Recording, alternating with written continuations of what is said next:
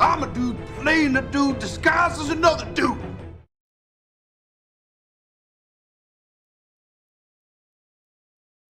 Hello collectors, and welcome to the Discount Action Figure Dude. I am your host Christopher, and as you can see we have some Iron Man on display, which means we must be about to display yet another Iron Man. So many Iron Man. This Iron Man is the Iron Man Mark 25 Striker from Iron Man 3, which I do not remember seeing in that movie.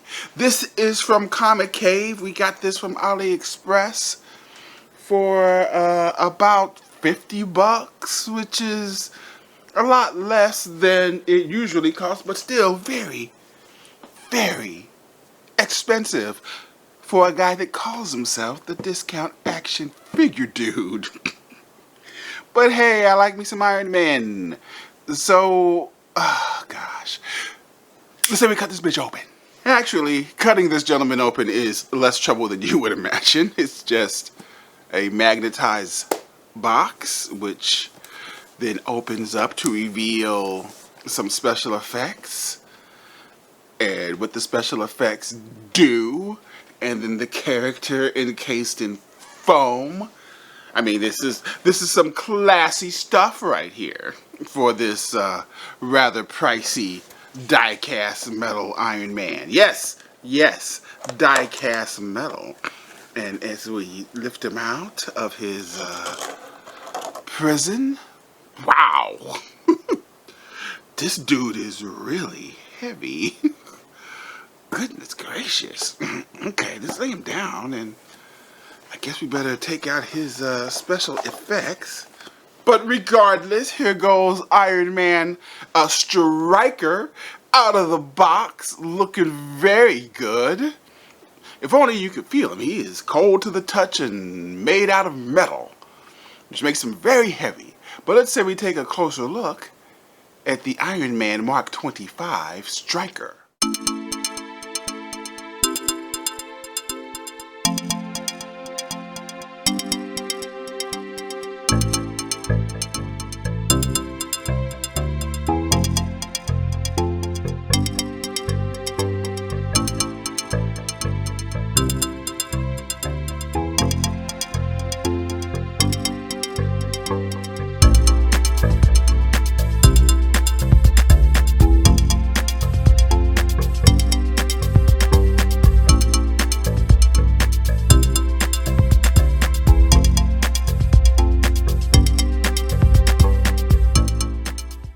And here goes the Mark 25 Striker, looking. I mean, this thing is damn near a work of art, just so you know. In his pose, using his special effects, which, while we do appreciate having special effects, we must admit they are limited in their usage. This is the pose you use them in.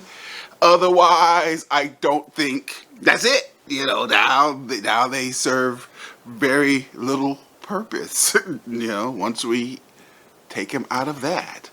So yeah, this guy is very heavy. Again, he is a Comicave.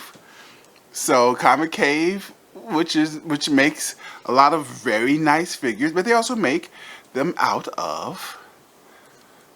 I have a new monitor, which is a little bigger than my old monitor. And things just look a little better on this one, I gotta admit. I don't know how it's gonna look when I finish editing it, but wow. This guy looks great on the monitor. As you can see, he has drop-down hips, which allow him to strike the Iron Man pose. He has some weathering and texturing in his die-cast metal body. Yes, he has a light-up feature. We should show you how you access the light-up feature. Here goes his back. It comes off like so. Maybe. It comes off like so. And as you can see, there's a little switch on here in tiny writing which says on and off. We turn it on. Blah. Now you have your Striker in his light up glory. Let's turn off a light so we can really appreciate it. Blam! Looking like he's ready to, I don't know what this thing does. Clearly it does drilling. I guess it You know, it's a Tony Stark construction bot. If I were to watch the movie again, I am sure I would see 3 seconds of this, which I'm assuming that Disney got whatever the licensing fee is for allowing companies to use these seriously obscure armors that they use in the MCU. Leave this on for the rest of our little treatise here. Put this back on.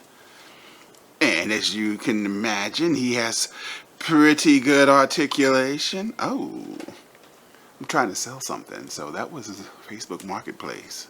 Not an action figure, because I don't sell those, but let's see what we got here. As you, yeah, you strike a T. We already saw him do the Iron Man pose. His neck has all kinds of crazy articulation. You know, this, I mean, yeah, he's expensive. He is expensive, but he is, you can feel, similar to my essay, as it were, on the Mezco metal cast Stealth Iron Man, the Mezco version of that guy. You can feel the price in this guy. There's a couple of issues with him. No, really not just one. It's just that he has a little difficulty in standing because he has these angled feet here, which make it a little tough to stand. And his knees seem to be because of his upper weight, his knees don't really lock into place, and he can just fall back if you're trying to stand him, and just a little bit of weight, boom, he falls over. A little bit of weight, so you can, and like say if you want to put this guy on a DTOF case with their glass shelves, yeah, I would hate to have this guy overnight do that, because he might crack it, because that's how heavy he is. And that's how big and strong his metal is.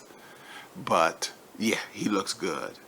Now, what kind of value do we assign to our Comicave Mark 25 Iron Man 3 Striker here? People are charging as much as $125 for this figure. Would I pay that? Of course I wouldn't. That's crazy talk.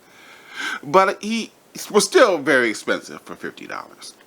But I will say that he is $50 well spent.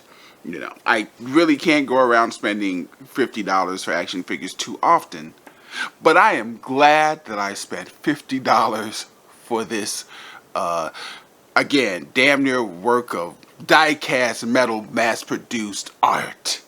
He is one good-looking guy, and for that we'll call him an okay value, even at the high price.